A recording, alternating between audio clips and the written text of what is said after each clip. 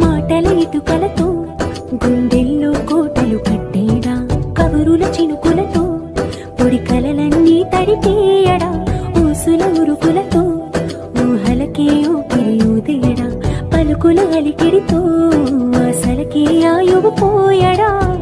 మౌనమై వాడు ఉంటే ప్రాణమే మవ్వును. నువ్వేనా ప్రపంచం అరిస్తూ వెనుక తిరుగుతూ, నువ్వేనా సమస్తం అంటాడే, కలలోన కూడా కాను కంద నీడే. ఆరడుగులుంటాడా, ఏడడుగులేస్తాడా,